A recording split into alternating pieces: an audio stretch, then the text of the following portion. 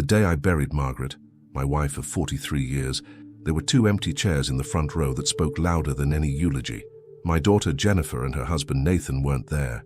They had more important things to do. Even now, months later, saying those words aloud makes my throat tighten. My name is Robert Wilson. I built Wilson Technologies from nothing but an idea and determination, turning it into a $40 million company that develops specialized software for medical equipment. But on that rainy Tuesday in April, I wasn't a CEO. I was just a broken man, saying goodbye to the love of my life. Margaret had battled pancreatic cancer for 14 months. Not once during those grueling treatments did Jennifer come to sit with her mother. Work commitments, she'd say. Or Nathan has an important networking event. Always excuses, always delivered with that apologetic tone that I now recognize was completely hollow. I remember calling Jennifer the night before the funeral. Margaret had specifically requested a small, intimate service. Just family and our closest friends, she'd whispered during one of her last lucid moments. I'd nodded, holding back tears, as I promised her it would be exactly as she wanted. "Dad, we're really tied up tomorrow."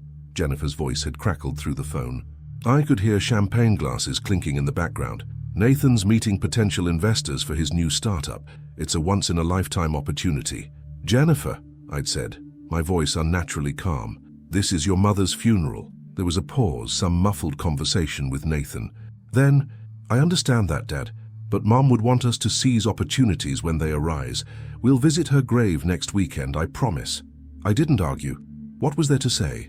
Margaret was gone, and now I was discovering that my daughter, our daughter, was someone I didn't recognize anymore.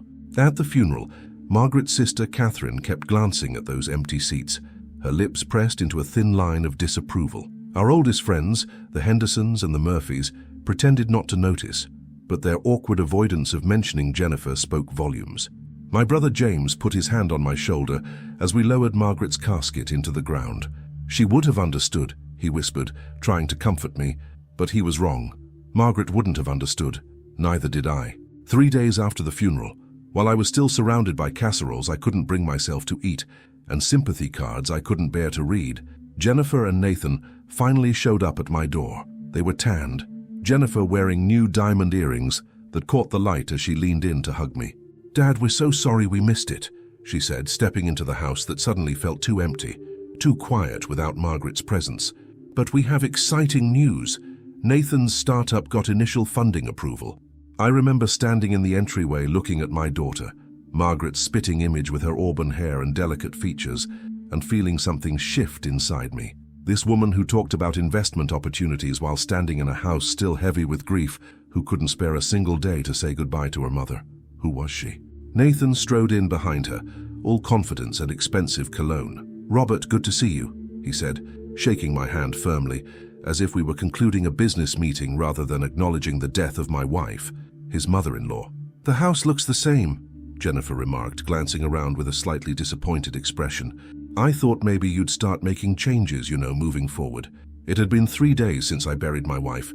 I led them into the living room, where Margaret's reading glasses still sat on her favorite armchair, a bookmark still keeping her place in the novel she would never finish. I couldn't bring myself to move them. Sometimes, in the crushing loneliness of night, I'd sit in that chair holding those glasses, trying to feel some connection to her. "Actually," Nathan said, settling onto the sofa like he owned it, "we were thinking this house is too big for just you now. Have you considered downsizing? Real estate in this neighborhood is at a premium right now." Jennifer nodded enthusiastically. "We know a fantastic realtor. You could make a killing on this place, Dad." I stared at them, these strangers wearing the faces of family. Margaret had chosen every piece of furniture in this home, had planted every rose bush in the garden, had laughed and cried and lived within these walls. And they wanted me to sell it for a profit, while her side of the bed was still warm.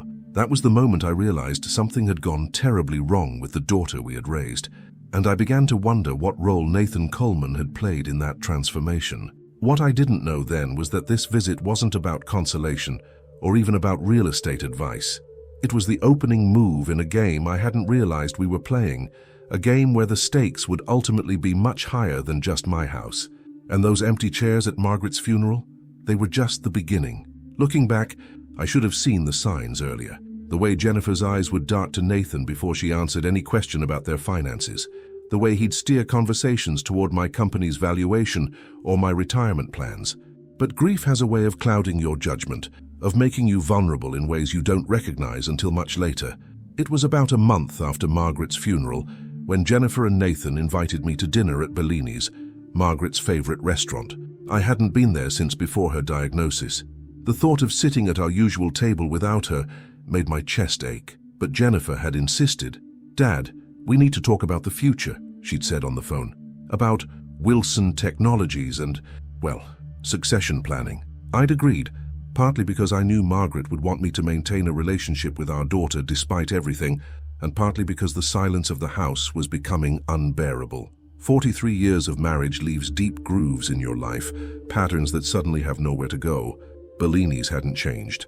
Same soft lighting, same intimate tables, same head waiter who recognized me immediately. "Mr. Wilson, it's been too long," he said, then caught himself, remembering. "I was so sorry to hear about Mrs. Wilson. She was a wonderful lady." "Thank you, Antonio," I managed to say, my throat tight. "She loved this place." He nodded solemnly. "Her table is ready. The corner one by the window that she preferred." Jennifer and Nathan were already there, heads bent together in whispered conversation that stopped abruptly when they saw me. Nathan stood, all practiced charm. "Robert, you're looking well." I wasn't. I'd lost 15 pounds since Margaret died. My suits hung loosely, and the mirror showed a man who'd aged a decade in weeks. But I nodded and took my seat, not in my usual chair next to where Margaret would have sat, but across from them both. It felt symbolic somehow. "We ordered wine," Jennifer said brightly. "That Barolo you and Mom always had." The mention of our tradition, casually dropped by a daughter who couldn't be bothered to attend her mother's funeral, landed like a slap. I said nothing, just nodded again. The waiter poured the rich red wine. Nathan raised his glass. "Two new beginnings," he said, and I noticed Jennifer shooting him a warning glance. "To Margaret," I countered, and watched discomfort flicker across their faces as they echoed my toast half-heartedly. We ordered, though I barely registered what. Then Nathan cleared his throat. "Robert, we've been thinking about the future of Wilson Technologies. Jennifer is, after all, your only child and heir." There it was. No pretense, no subtlety. "The company is doing well," I replied carefully. "I'm not planning on going anywhere just yet." Jennifer leaned forward. "Dad, you're almost 70. Haven't you thought about retirement? About enjoying the fruits of your labor?" The irony of her suddenly being concerned about my retirement wasn't lost on me. During Margaret's illness, I'd worked remotely to be with her during treatments. Not once had Jennifer suggested I step back from my responsibilities then. "I find my work fulfilling," I said simply, "especially now." Nathan's smile didn't reach his eyes. "Of course, but succession planning is important. Jennifer has some excellent ideas for expanding the company's reach." Jennifer, who had shown zero interest in Wilson Technologies her entire life. Jennifer, who had majored in art history and whose only job had been a brief stint at a gallery before meeting Nathan.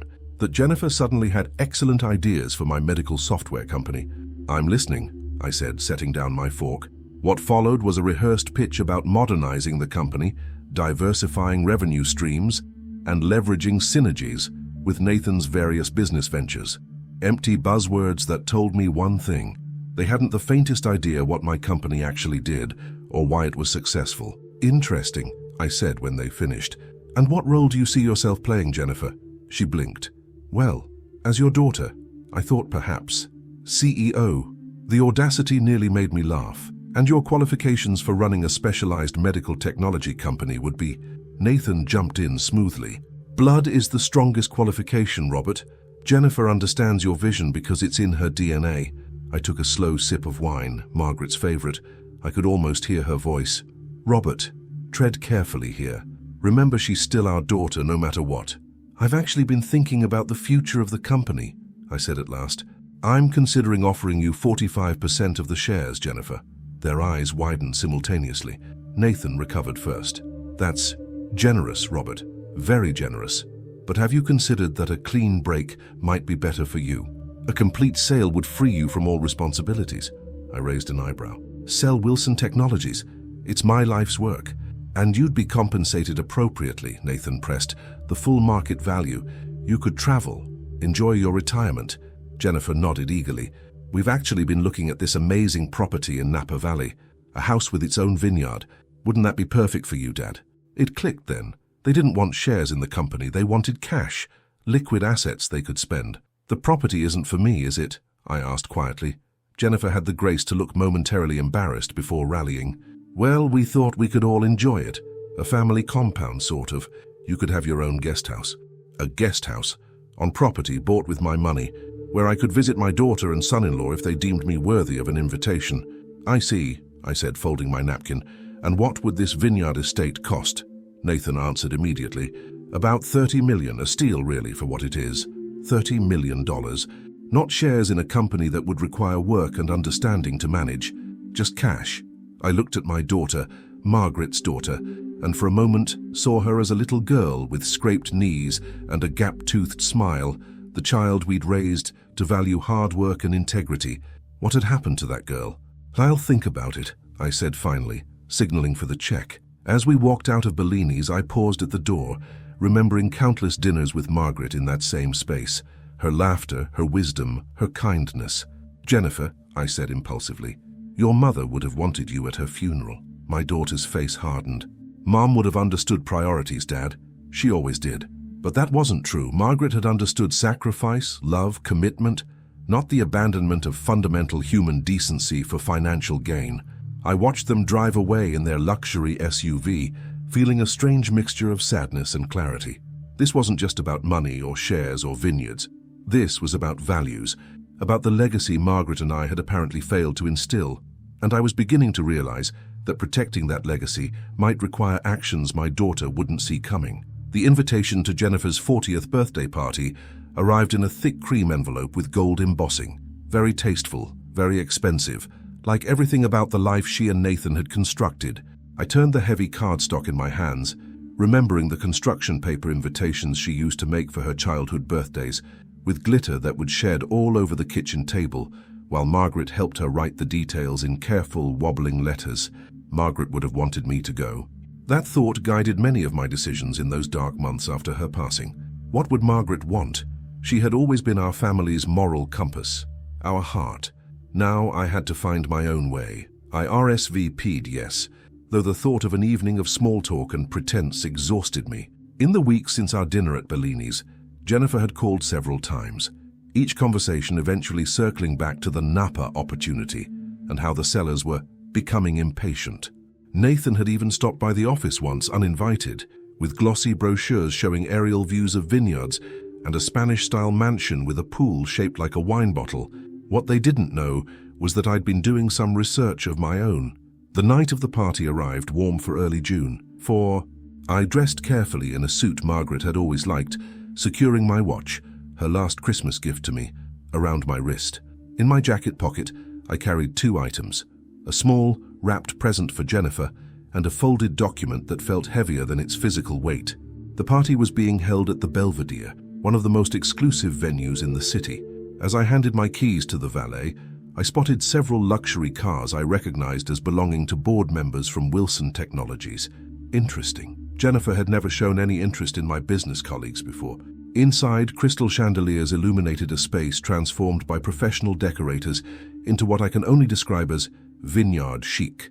Grapevines twisted around columns, wine barrels served as cocktail tables, and a massive ice sculpture of the number 40 had been carved to look like it was made of grape clusters. Subtle. "Dad, you came." Jennifer air-kissed both my cheeks, careful not to smudge her makeup. She was wearing a designer dress that probably cost more than most people's monthly salary, diamonds glittering at her ears, throat, and wrists. "Happy birthday, sweetheart," I said, handing her the small package. "Your mother would be proud of the woman you've become." It wasn't exactly a lie. Margaret would have been proud of many things about Jennifer, her intelligence, her determination, the rest. Well, Margaret had always been more forgiving than me. Jennifer unwrapped the gift impatiently, a pair of pearl earrings that had belonged to Margaret's mother. "Oh, vintage," she said, her smile tight. "How thoughtful." "They're family heirlooms," I said quietly. 4 generations now. "I'll add them to my collection," she replied, already looking past me to greet another guest. I made my way to the bar, nodding to familiar faces. Several of my executives approached, offering condolences about Margaret, and then, surprisingly, congratulations. "Bold move, Robert," said Jim Hayes, my CFO of 15 years, Didn't see it coming, but Jennifer explained the whole transition plan. Very smooth. I kept my expression neutral. Did she now? The trust structure is elegant, added Diane from Legal Affairs. And frankly, it's about time you enjoyed your retirement. Though we'll miss you, of course. Before I could respond, Nathan clinked a knife against his champagne glass, calling for attention. The crowd quieted as he took center stage beside my daughter, his arm proprietarily around her waist. "Friends, colleagues, distinguished guests," he began, his voice practiced and smooth. "We're here tonight not just to celebrate Jennifer's 40th birthday, but a new chapter for the Wilson family." My spine stiffened. I slipped a hand into my pocket, fingers brushing against the folded document. "As many of you know," Nathan continued, "Wilson Technologies has been a leader in medical software development for decades, thanks to Robert's vision and leadership." Appreciative murmurs, and several people glanced my way. But every visionary knows when it's time to pass the torch.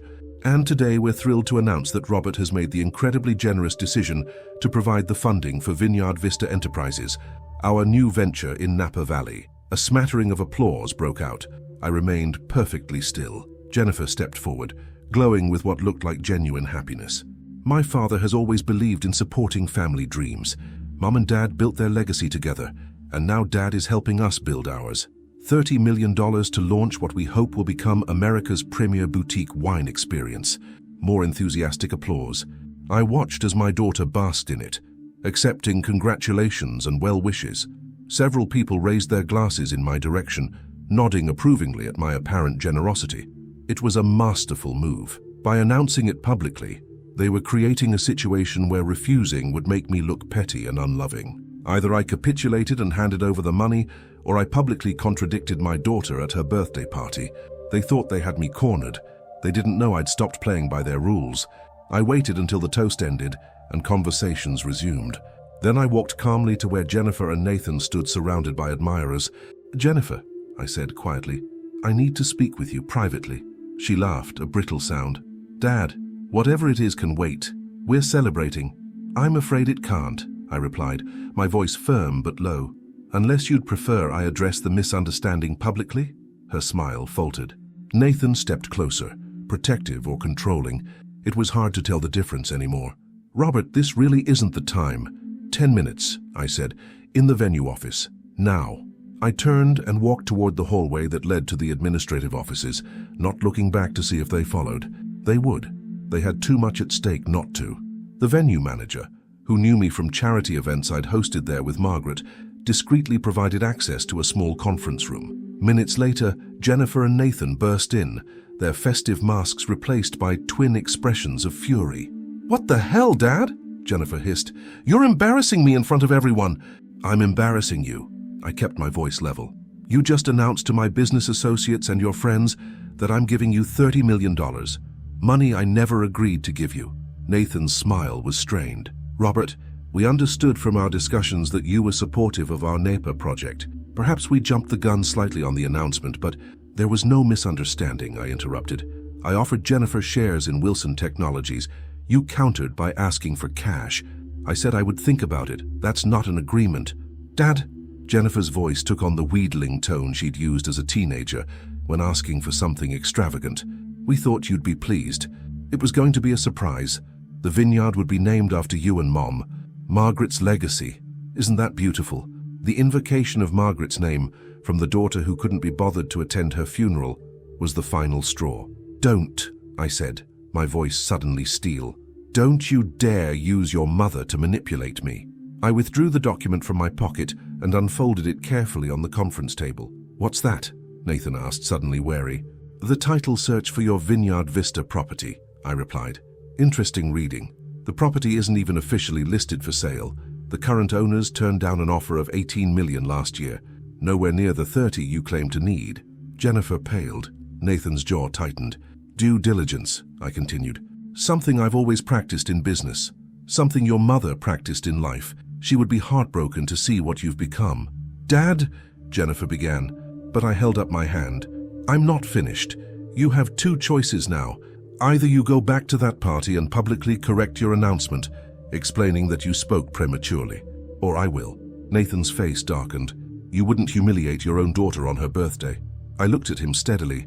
My daughter humiliated herself when she tried to extract money from her grieving father under false pretenses, when she couldn't make time for her mother's funeral, but can throw a party that costs more than most people's annual salary, when she became someone her mother wouldn't recognize. Tears welled in Jennifer's eyes. For a moment, I thought perhaps something had gotten through. Then she spoke, her voice cold. "Fine, have it your way.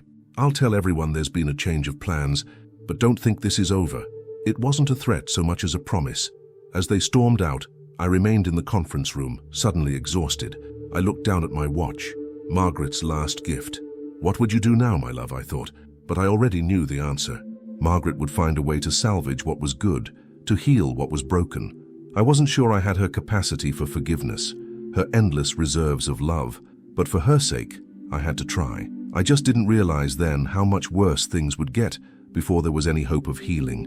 I returned to the party just in time to see Jennifer take the microphone again, Nathan hovering at her shoulder like a dark shadow. Her smile was fixed, her eyes hard as polished stone. "Everyone, I need to make a small clarification about my earlier announcement," she said, voice tight but controlled. "While my father has been incredibly supportive of our Napa Valley vision, we're still finalizing the details of his involvement." I got a bit ahead of myself in my excitement.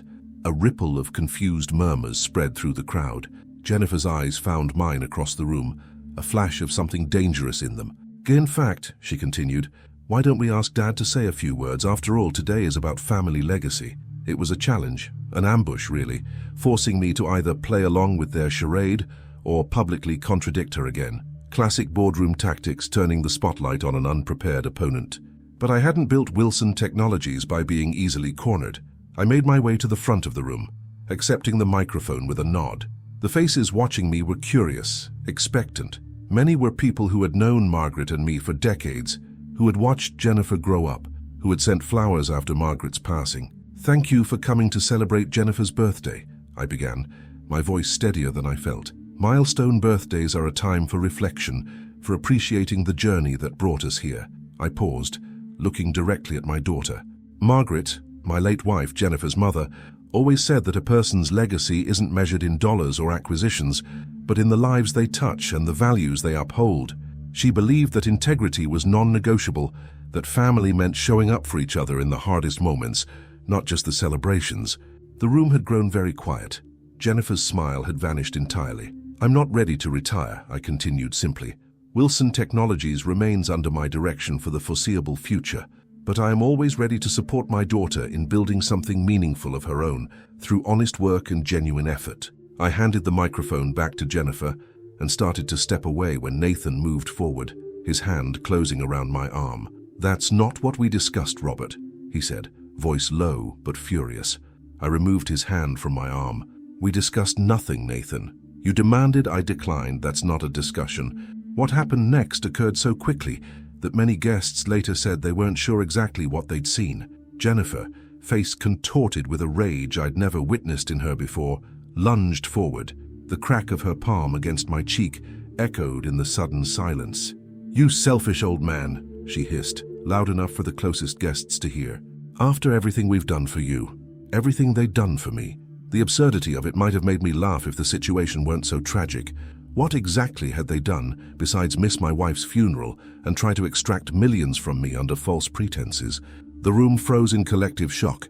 I stood perfectly still, my cheek stinging, looking at this stranger wearing my daughter's face. In that moment, I saw something clearly.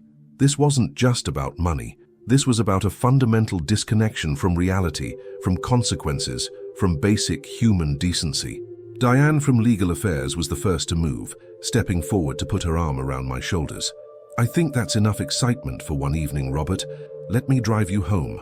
As we walked toward the exit, I heard the murmurs rising behind us, saw phones being discreetly raised.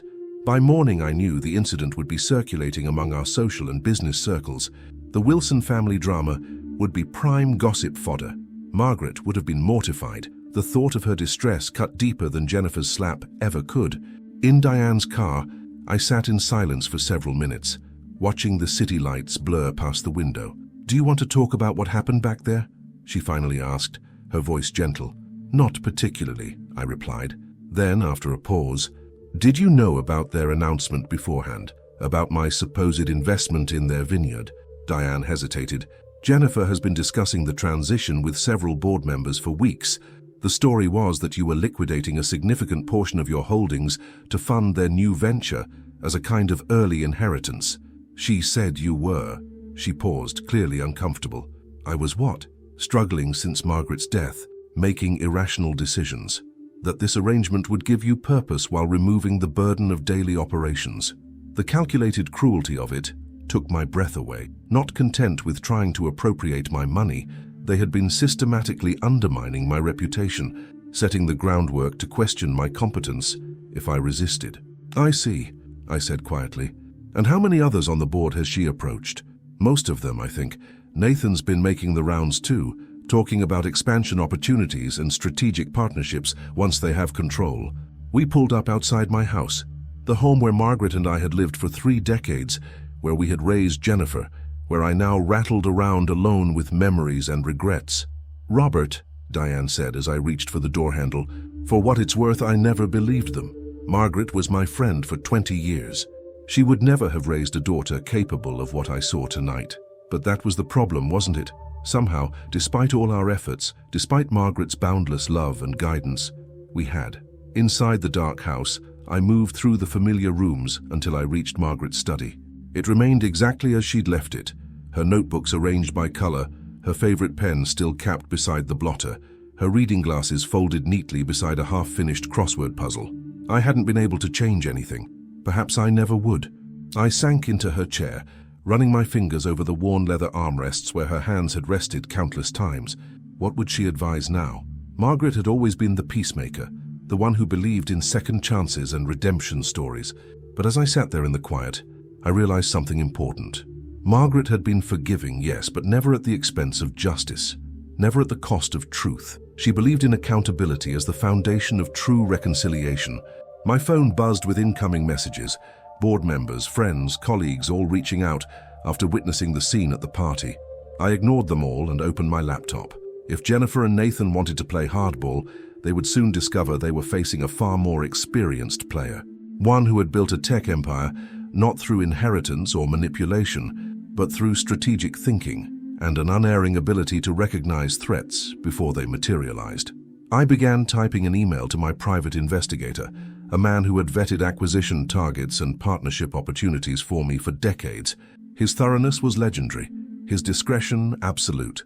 Subject, Nathan Coleman. Full background. Frank, I need everything on my son-in-law. Business dealings, financial status, associates, debts, the works. Particular focus on any legal vulnerabilities or pattern of similar behavior with previous relationships, families. Urgent and confidential. Robert Wilson. As I hit send, I felt no triumph, only a deep sadness. This was not how I had imagined spending the months after Margaret's passing, investigating my own family, defending myself against their schemes. But I had learned something tonight that changed everything.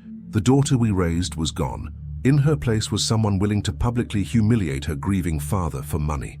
And that person needed to be stopped before she destroyed not only my legacy, but her own humanity in the process. Margaret would understand. She always did. The morning after Jennifer's birthday party, I awoke to find my name trending on local social media. Someone had captured the slap on video, that brief, shocking moment frozen in time, and now circulating among the vultures who feed on others' misfortunes. The comments were split between those expressing outrage at Jennifer's behavior and those speculating that I must have done something terrible to deserve such treatment from my own daughter. If only they knew. I ignored the calls and messages flooding my phone, made coffee in the kitchen Margaret had designed, and sat at our breakfast nook watching the early summer light filter through the garden she had planted.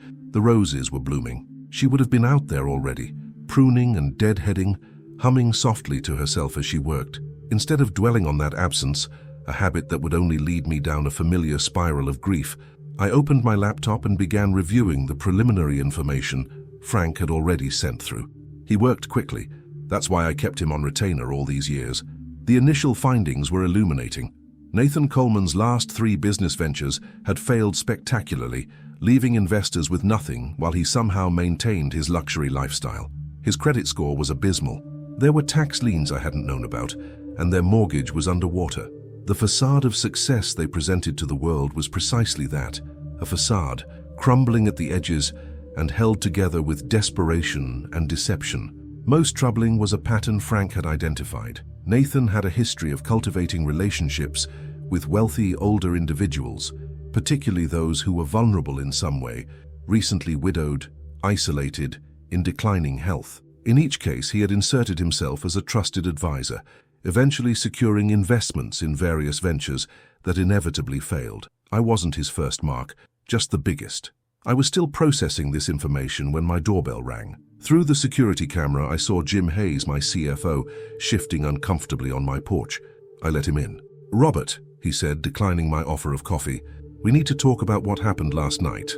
I gestured for him to sit. "Which part, Jim? The false announcement of my early retirement and divestment, or my daughter slapping me in front of half of San Francisco's business community?" He winced. "Both, actually. The board is concerned." "About my leadership?" I asked, keeping my voice neutral. "About the company's stability," he clarified carefully. "Jennifer has been speaking with several key investors, suggesting that your grief has affected your judgment.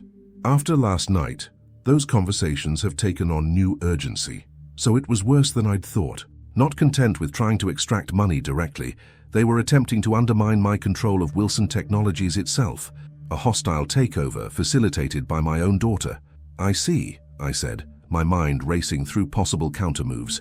"And what's your position, Jim? We've worked together for 15 years. He met my eyes directly. "I'm here, aren't I? Margaret was like family to me too. What I saw last night, that wasn't the Jennifer she and you raised." Relief washed through me. I still had allies. "I need you to call an emergency board meeting tomorrow morning." "On what grounds?"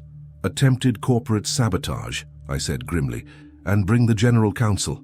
This is going to get legally complicated. After Jim left, I spent hours assembling documentation, emails, meeting records, financial statements, a paper trail that told the story Nathan and Jennifer didn't want told. By evening, I had a comprehensive presentation ready for the board, one that would not only neutralize the threat to my leadership, but expose the desperate financial situation motivating their actions. I was about to close my laptop when a new email from Frank arrived. The subject line made my blood run cold. "Federal investigation, Coleman." According to Frank's sources, Nathan was already under scrutiny by the FBI's white-collar crime division for a complex scheme involving investor fraud across state lines. The investigation was in its final stages, with indictments expected within weeks. Jennifer's name had appeared in several documents, though it wasn't clear whether as a co-conspirator or another victim. My own daughter, possibly facing federal charges. Margaret would be devastated. I sat in the growing darkness of our home, my home now, weighing options that all seemed impossible. Turn over the information to the FBI immediately, potentially incriminating my daughter, confront Jennifer privately, giving her a chance to extricate herself from Nathan's schemes, or proceed with my plan to neutralize their threat to the company while keeping the federal investigation information to myself. What would Margaret do? The answer came to me with such clarity that I could almost hear her voice. She would protect Jennifer from herself, Robert, but she would never protect her from the consequences of her actions. That's not protection, that's enabling. I picked up the phone and called Frank. "I need a meeting with the FBI agent handling the Coleman investigation," I said, "as soon as possible." "They'll want to know what you have to offer," Frank replied cautiously. "Tell them I have documentation of additional attempts to defraud, plus access to financial records they may not have yet, and tell them." I paused, the words painful to speak aloud. "Tell them I'm willing to cooperate fully regardless of where the investigation leads, even if it led to my daughter." The meeting was arranged for the following morning, before the board meeting. I spent a sleepless night reviewing my decisions, questioning if I was doing the right thing. By dawn, I had my answer. This wasn't about revenge for the missed funeral or the public humiliation. This wasn't even about the attempted financial manipulation. This was about integrity, about consequences, about breaking a cycle of deception before it destroyed more lives, including ultimately Jennifer's own. Agent Carolyn Diaz was younger than I expected, with intelligent eyes and a no-nonsense demeanor that reminded me a bit of Margaret in her professional mode. She listened without interruption as I laid out what I knew: Nathan's approaches to my board members, the false statements about my mental competence, the fabricated vineyard deal, the public announcement designed to force my hand, "And you believe your daughter is involved in these activities willingly?" she asked when I finished. The question cut to the heart of my turmoil. "I don't know," I admitted. "The daughter I raised wouldn't be, but the woman who slapped me in public for refusing to hand over $30 million, I don't know who that is." Agent Diaz nodded. "Mr. Wilson, we've been building a case against Nathan Coleman for 18 months. He's operated similar schemes in 3 states, targeting wealthy individuals during periods of vulnerability. The difference is the scale. Previous attempts were for hundreds of thousands, maybe a few million. You represent a much bigger prize." "And Jennifer's involvement?" She hesitated. "We're still assessing. There are indications she may have been aware of some aspects of his activities, but also evidence suggesting he's been systematically isolating her from outside influences, including you. It's a common tactic among manipulators." A small flame of hope flickered in my chest. Perhaps Jennifer was another of Nathan's victims, not his willing accomplice. Perhaps the daughter Margaret and I had raised was still in there somewhere, beneath layers of manipulation and false values. "What happens now?" I asked. "Now we move forward with our case," Agent Diaz said. "Your information helps fill in some gaps, particularly regarding their current financial desperation. We'll be making arrests within the week." "Arrests," I repeated. The word hung heavy in the air. "Including Jennifer. That depends on what we find in the final phase of our investigation, and, frankly, on how she responds when we bring Coleman in. Some spouses cooperate immediately when they see the evidence. Others double down on the deception." I thought of Jennifer's face at her birthday party, the cold calculation in her eyes as she announced my fictitious gift, the rage when I refused to play along. Which way would she go when confronted with Nathan's true nature? "I have a board meeting in an hour," I said. "What should I tell them?" "Nothing about our investigation," Agent Diaz replied firmly. "Proceed with your plan to secure the company. We'll handle the criminal aspects." As she gathered her notes, she paused, studying my face. "Mr. Wilson, in my experience, people like Coleman select their targets carefully. They look for not just wealth but specific vulnerabilities. Have you considered that your daughter might also be a victim here, even if she's participated in some activities?" I hadn't allowed myself to fully consider that possibility. The thought that I might have failed Jennifer, not just in raising her but in protecting her from someone like Nathan, was almost too painful to bear. "Margaret would have seen it," I said quietly. "She would have recognized what he was doing. She always could read people so clearly." Agent Diaz's expression softened slightly. "From everything you've shared about your wife, I think she would want you to leave room for the possibility of redemption. Justice doesn't preclude compassion, Mr. Wilson." As she left, her words echoed in my mind. "Justice doesn't preclude compassion." It sounded like something Margaret would say. Something I needed to remember in the difficult days ahead. Because one thing was now certain: the careful facade Jennifer and Nathan had constructed was about to shatter. And in the aftermath, we would all have to face truths we'd been avoiding. About them, about ourselves, and about the tangled web of love, obligation, and accountability that binds families together, even when everything else falls apart. I gathered my documents for the board meeting, a strange calm settling over me. For the first time since Margaret's death, I felt certain about my path forward. Whatever came next, whatever revelations, whatever pain, I would face it with the integrity she had always valued above all else. For Margaret, for the daughter we had raised, and for myself. The board meeting went exactly as I had planned, perhaps the only thing that did in those chaotic weeks. I presented the evidence methodically: Jennifer and Nathan's approaches to board members, their misleading statements about my mental state, their attempts to undermine my leadership.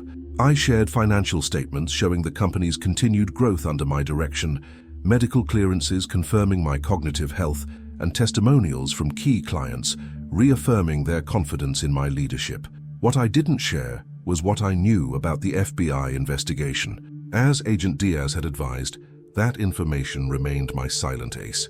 In light of these circumstances, I concluded, I'm requesting a formal censure of any board member who participated in these discussions without bringing them to my attention, and a unanimous vote of confidence in my continued leadership. The vote was 11-2 in my favor. The 2 dissenters, longtime friends of Nathan's father, resigned their positions by the end of the day. The company was secure, at least for now. As I drove home from the board meeting, my phone rang. Agent Diaz's number. "We're moving now," she said without preamble. "Coleman is being taken into custody at his office. We have agents approaching your daughter at her yoga studio. I thought you should know. My hands tightened on the steering wheel. Thank you. Is there anything I should do? Just be prepared. She may call you. If she does, remember that this line isn't secure and that her reactions may be unpredictable. I thanked her and disconnected, pulling into a park to collect my thoughts. The early summer afternoon was perfect. Blue skies, gentle breeze, children playing on swing sets while their parents chatted on nearby benches.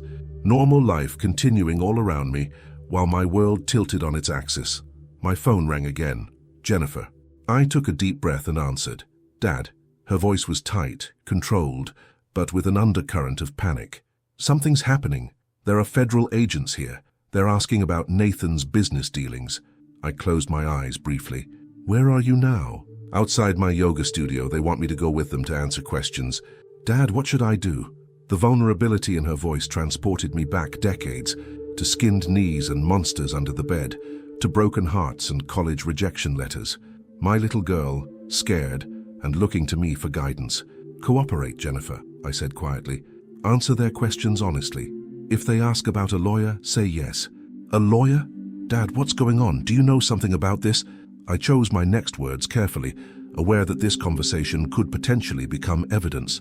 Nathan has been under investigation for some time. I only recently became aware of it. Silence on the line. Then her voice hardening. Did you have something to do with this? Is this because I slapped you? Because we asked for money? This is because Nathan has allegedly defrauded multiple people across several states. I replied evenly. The FBI doesn't investigate family disagreements, Jennifer. I don't believe you. The panic in her voice was giving way to anger. You couldn't stand that I was finally building something of my own, that I wasn't living in your shadow anymore. You're doing this to control me, just like you always have.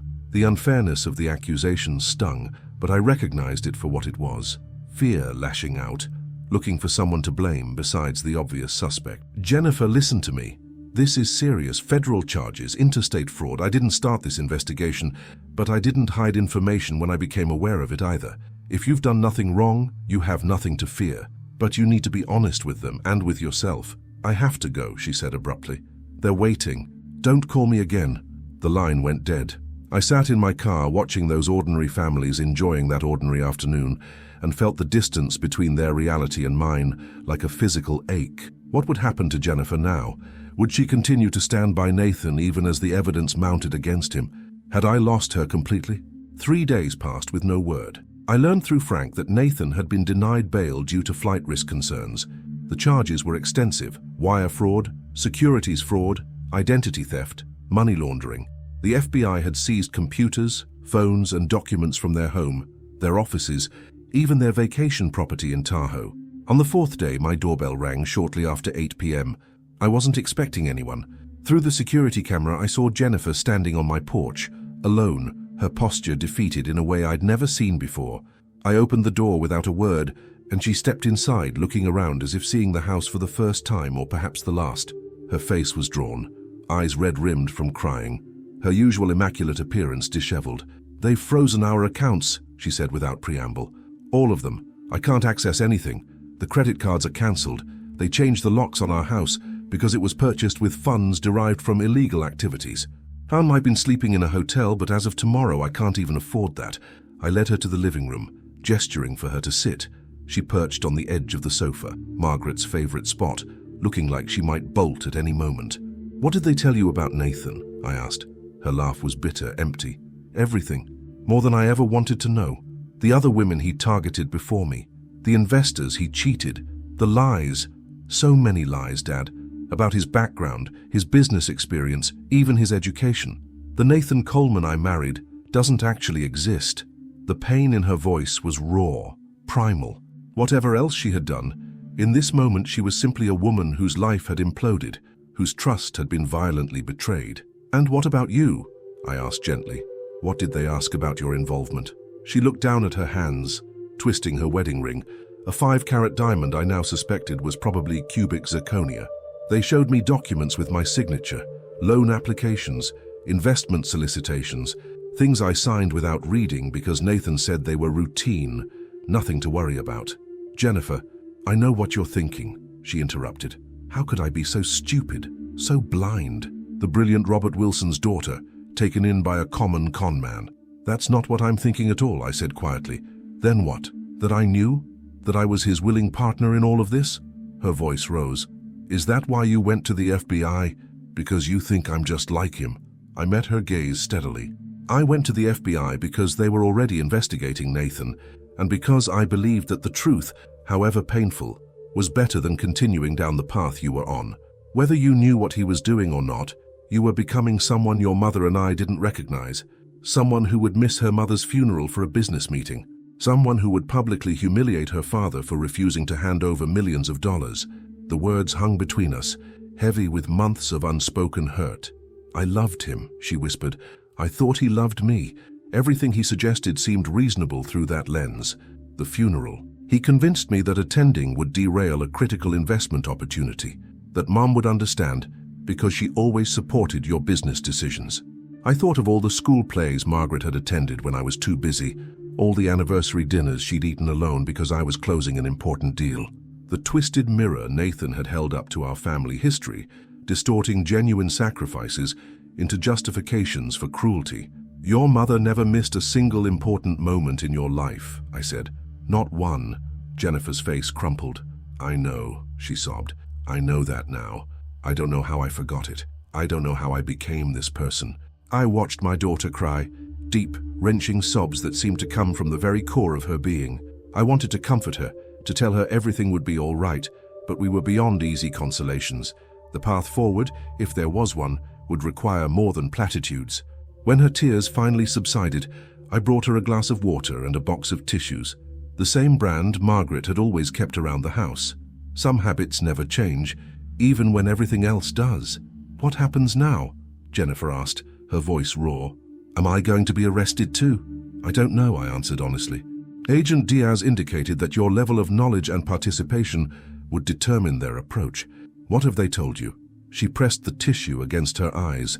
That they're still reviewing evidence. That my cooperation is appreciated. That I should retain separate counsel from Nathan. A bitter laugh escaped her. As if I could afford a lawyer now. Everything we had, everything I thought we had, is gone. I studied my daughter's face. Beneath the smeared makeup and puffy eyes, I could still see traces of the little girl who had once run to me with scraped knees and broken toys, trusting that I could fix anything.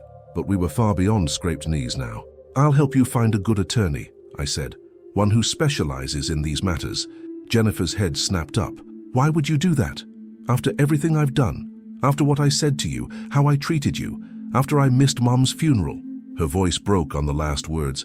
Because you're my daughter, I said simply, Margaret's daughter. And because I think underneath everything that's happened, that person still exists. Fresh tears welled in her eyes. I don't deserve your help. Probably not, I agreed, surprising her. But that's not how family is supposed to work, is it? We help each other even when it's not deserved. We show up, we try to do better.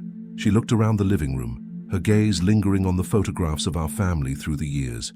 Happy moments frozen in time. Jennifer's graduation, family vacations, Margaret's 60th birthday celebration, just months before her diagnosis. I keep thinking about what Mom would say if she could see me now, Jennifer whispered. She would be heartbroken, I said truthfully, but she would also remind you that falling apart is sometimes the necessary precursor to rebuilding something better. Jennifer nodded slowly, then asked the question I'd been dreading. Can I stay here tonight? I have nowhere else to go. Part of me wanted to refuse, to maintain the protective distance that had developed between us, to guard against further hurt. But Margaret's voice seemed to whisper in my ear, "This is how healing begins, Robert. Not with grand gestures, but with small mercies, one foot in front of the other." "Your room is still there," I said, "just as you left it." That wasn't entirely true.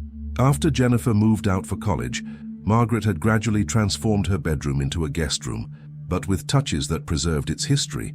Jennifer's academic awards framed on one wall, her childhood bookshelf intact, a quilt Margaret had made from her old t-shirts folded at the foot of the bed.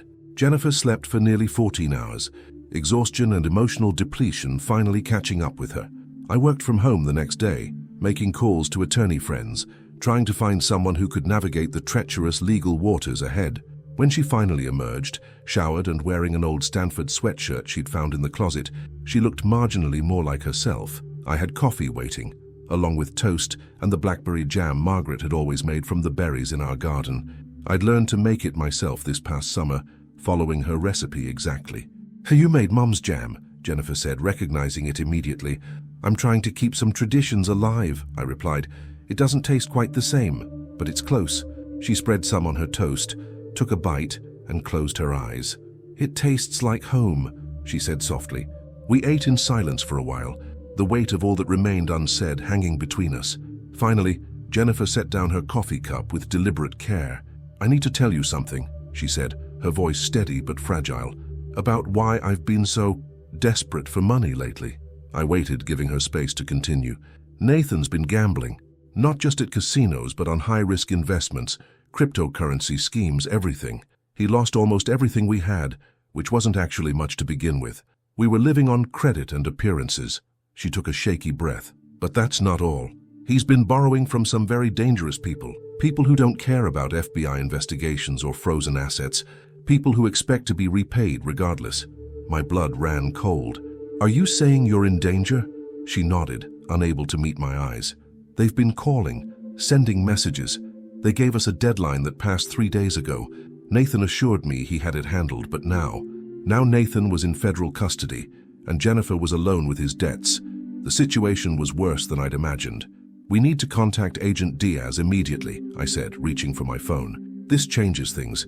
Within an hour, Agent Diaz was seated at our kitchen table, her expression grave as Jennifer detailed what she knew about Nathan's underground dealings, the loan sharks, the threats, the mounting pressure that had driven their increasingly desperate attempts to access my money. "This aligns with information we've uncovered," Agent Diaz confirmed. "Mr. Coleman appears to have connections to several organized crime figures through his gambling activities. We've identified at least 3 separate loans totaling over $2 million. "What does this mean for Jennifer?" I asked. "It complicates things," Agent Diaz admitted. "On one hand, it supports the narrative that she was under duress during some of the activities we're investigating. On the other hand, it introduces a genuine security concern." She turned to Jennifer. "Have you received any direct threats?" Jennifer pulled out her phone, showing a series of increasingly menacing text messages. "The last one came this morning. They know I'm staying here." Agent Diaz's expression hardened. "We'll need to arrange protection while we investigate these threats." "Mrs. Coleman." "Wilson," Jennifer interrupted. "I want to be Jennifer Wilson again. I don't want anything to do with that name anymore." Something shifted in my chest at those words, a small flame of hope I hadn't allowed myself to feel until now. "Ms. Wilson, then," Agent Diaz corrected herself. "I'll be direct. Your most valuable asset right now is information. Everything you know about your husband's activities, his contacts, his methods. In exchange for your full cooperation, I believe we can work with the U.S. Attorney's Office on an immunity agreement." "Immunity," Jennifer repeated, a tremor in her voice. "You mean I won't be charged? Assuming your cooperation is complete and we can verify you were not a willing participant in the fraud schemes, yes. But I need to be clear. This would require you to testify against your husband if his case goes to trial." Jennifer's hands tightened around her coffee cup. "He's not the man I thought I married. I'll tell you everything I know." The next few hours were grueling. Jennifer walked Agent Diaz through her relationship with Nathan from the beginning, how they met at a charity gala, his whirlwind courtship, the gradual isolation from friends and family, the slow escalation of financial control that left Jennifer completely dependent on him. It was the classic playbook of a manipulator, but hearing it from my daughter's lips, recognizing all the warning signs we had missed, was excruciating. By the time she finished, the sun was setting, casting long shadows across Margaret's kitchen. "We'll need you to come in tomorrow to make a formal statement," Agent Diaz said, gathering her notes. "In the meantime, I'm stationing an agent outside the house. Don't go anywhere alone, don't answer calls from numbers you don't recognize, and don't post anything on social media about your whereabouts." After she left, Jennifer and I sat in silence for a long moment. Finally, she spoke, her voice small but determined. "I want to visit Mum's grave. I should have been there to say goodbye. I need to do that now before anything else happens." It was nearly dark, well past cemetery visiting hours, but I understood the urgency of her request. Some things couldn't wait for convenient timing. "I'll call the groundskeeper," I said. "He's an old friend. He'll let us in." An hour later, we stood before Margaret's grave, a simple but elegant granite marker beneath the oak tree she had specifically requested. I'd kept fresh flowers there every week since the funeral. Today's arrangement was white roses, her favorite. Jennifer knelt on the damp grass, heedless of her clothes, and placed her hand on the cold stone. "I'm so sorry, Mum," she whispered, tears streaming down her face. "I should have been here. I should have been with you at the end. I should have been the daughter you raised me to be." I stood a few steps back, giving her the privacy of this moment while keeping watch. The cemetery was silent except for the rustle of leaves and the distant hoot of an owl. "I've made so many mistakes," Jennifer continued, her words meant for Margaret, but reaching my ears as well. "I've hurt Dad. I've betrayed everything you taught me. I don't know if I can ever make it right, but I'm going to try. I promise I'm going to try." As I watched my daughter finally saying goodbye to her mother, I felt Margaret's presence more strongly than I had since her passing, not as a supernatural visitation, but as the enduring power of her values, her wisdom, her capacity for both justice and mercy. "This is how healing begins." Her voice seemed to whisper again in the gathering darkness, not all at once, but in moments of truth, one broken piece at a time. 6 months passed like scenes from someone else's life. Nathan's trial came and went, ending in a 15-year federal prison sentence. Jennifer testified as promised, her voice steady as she detailed the manipulation and deception that had characterized their marriage. I sat in the back of the courtroom each day, a silent presence of support. When she finally faced Nathan across that courtroom, something changed in her. A straightening of the spine, a lifting of the chin, subtle signs of the strong woman she was becoming again, or perhaps for the first time. The FBI's involvement had one unexpected benefit. It scared off the loan sharks. Criminals, it seems, prefer to avoid federal attention. The debts didn't disappear, but the immediate danger did. Jennifer moved into the guest room that had once been her bedroom, an arrangement we initially described as temporary, but which gradually took on a feeling of permanence. Those first weeks were awkward, cautious, both of us moving around each other like wary dancers afraid of stepping on toes. But slowly, almost imperceptibly, something like trust began to rebuild between us. She found a job as an administrative assistant at a small non-profit, a humbling step down from her previous lifestyle, but one she embraced with unexpected grace. Honest work, she called it, with a significance that needed no explanation. On weekends, she worked in Margaret's garden, learning the names and needs of plants she had once ignored, dirt under her fingernails and sweat on her brow. I would sometimes watch her from the kitchen window, struck by how much she looked like Margaret in those moments, focused, patient, nurturing life from the soil. We established new rituals, Sunday dinners together, monthly visits to Margaret's grave, movie nights where we gradually worked our way through Margaret's favorite films, small anchors in a sea that still sometimes felt turbulent. We talked, really talked, in ways we never had before, about Margaret, about grief, about the slow, painful process of becoming someone new when your old self has been shattered. "I keep trying to understand how I let it happen," Jennifer said one evening as we sat on the patio, watching the sunset paint the sky in colors Margaret would have tried to capture in her watercolors. "How I became someone who could miss her own mother's funeral, who could strike her father in public. We all have the capacity to become people we don't recognize," I replied, thinking of my own darker moments after Margaret's diagnosis. The rage I'd directed at innocent doctors, the bargains I'd tried to make with a God I wasn't sure I believed in. "The question is whether we have the courage to find our way back." Jennifer was quiet for a long moment, contemplating the amber liquid in her glass. "Do you think Mom would forgive me? Truly forgive me? Not just because she was my mother and had to?" It was a question I'd asked myself many times in those dark months after the funeral. Would Margaret forgive our daughter's absence, her cruel words, her grasping attempts to exploit my grief? "Your mother understood something about forgiveness that most people don't," I said finally. "She believed it wasn't about erasing what happened or pretending the hurt didn't matter. It was about choosing to create a future not defined by that hurt." Jennifer nodded slowly. "That sounds like her. She would forgive you," I continued, certain of this if nothing else. "Not because she had to, but because she would see what I see now, someone working hard to find her way back to herself, someone brave enough to face the consequences of her actions and begin again." "And you, Dad?" Jennifer asked, her voice small but direct. "Have you forgiven me?" The question hung in the air between us, weighted with months of pain and healing, setbacks and small victories. "I'm working on it," I answered honestly.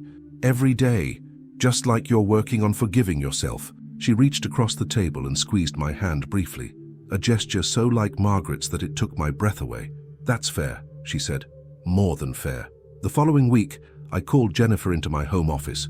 On my desk sat a stack of documents I'd been preparing with my lawyers. "What's all this?" she asked, eyeing the papers cautiously. "A proposal," I replied, "about Wilson Technologies." Her expression immediately closed. "Dad, I'm not asking for anything. I'm grateful just to have a roof over my head and a chance to rebuild my life." "I know you're not asking," I said, "but I'm offering anyway. Not out of obligation or guilt, out of recognition." "Recognition of what?" "Of who you're becoming, of the work you've done to take responsibility for your actions, of the values Margaret and I always hoped you'd embody." I pushed the papers toward her. "It's a 51% stake in the company, structured as a trust with certain conditions regarding management and oversight for the first 3 years. After that, full control would be yours." Jennifer stared at me, then at the documents, shock written across her face. "This makes no sense. After everything that happened, you're giving me control of your company. Why?" "Because Wilson Technologies was never just about me," I explained. "It was about creating something meaningful, something that would outlast us and benefit others. Margaret and I always hoped it would be your inheritance, not just financially, but as a purpose, a responsibility. But why now? Why not wait until I don't know, proven myself more?" I smiled slightly. "Because that's not how trust works, Jennifer. Real trust isn't earned by meeting some threshold of good behavior. It's offered as a belief in who someone can become and then honored through their actions afterward." She shook her head, overwhelmed. "I don't know the first thing about running a medical software company. That's what the 3-year transition period is for. You'll learn. You're intelligent, capable, and now you understand the value of integrity in a way you couldn't have before." Jennifer carefully set the papers back on the desk without signing them. "I need time to think about this. It's too important to rush into." I nodded, pride warming my chest. 6 months ago, she would have grabbed the opportunity without hesitation, thinking only of the power and money it represented. Now she understood the weight of such responsibility. "Take all the time you need," I said. "The offer won't expire." 2 weeks later, on what would have been Margaret's 64th birthday, Jennifer came to me with her decision. We walked together to Margaret's grave, bringing her favorite lilies and a small framed photograph of the 3 of us from happier times. As we stood before the headstone, Jennifer spoke not to me but to her mother. "I'm going to accept Dad's offer, Mom," she said, her voice clear in the quiet cemetery. "Not because I deserve it or because it's my right, but because I want to honor what you both built. I want to carry it forward with the values you tried to teach me, the ones I lost sight of for a while but am finding my way back to." She placed her hand on the cool granite. "I'm going to make mistakes, I know that, but I promise I won't make the same ones again. I won't forget what matters. I won't miss the important moments. I'll show up, even when, especially when, it's difficult." I stood beside my daughter, feeling the gentle spring breeze that seemed to whisper around us. In that moment, I could almost believe Margaret was there, witnessing this turning point. "She would be proud of you," I said quietly. "Not because you're taking over the company, but because you're taking responsibility for your life." Jennifer nodded, tears shining in her eyes but not falling. "I've been thinking about the name," she said. "Wilson Technologies doesn't really capture what the company does anymore. What did you have in mind?" She smiled, a genuine smile that reached her eyes, something I hadn't seen since before Margaret's illness. "How about Margaret's legacy? Not for a vineyard or a vanity project, but for what she really stood for, creating tools that help heal people." The rightness of it settled in my chest like a missing puzzle piece finally found. "She would have pretended to be embarrassed while secretly being deeply touched," I said, remembering my wife's characteristic mix of humility and quiet pride. "So that's a yes?" Jennifer asked. "That's a yes." We stood there a while longer, the 3 of us together in the only way still possible. As we finally turned to leave, Jennifer linked her arm through mine, a small gesture that bridged the chasm that had once seemed uncrossable. The path ahead wouldn't be easy. There would be difficult days, setbacks, moments when the weight of the past threatened to pull us under again. The financial aftermath of Nathan's crimes would take years to fully resolve. Trust, once broken, rebuilds itself slowly, in small moments of choice repeated thousands of times. But as we walked back to the car together, I felt something I hadn't experienced since those dark days after Margaret's funeral. Hope. Not the desperate hope of denial, but the quieter hope of acceptance, of seeing things as they are and still believing in the possibility of something better. Margaret would have called it faith, not in any religious sense, but faith in the resilience of the human spirit. Faith in our capacity to learn, to grow, to begin again after devastating loss. Faith in the power of love to transcend even death and betrayal.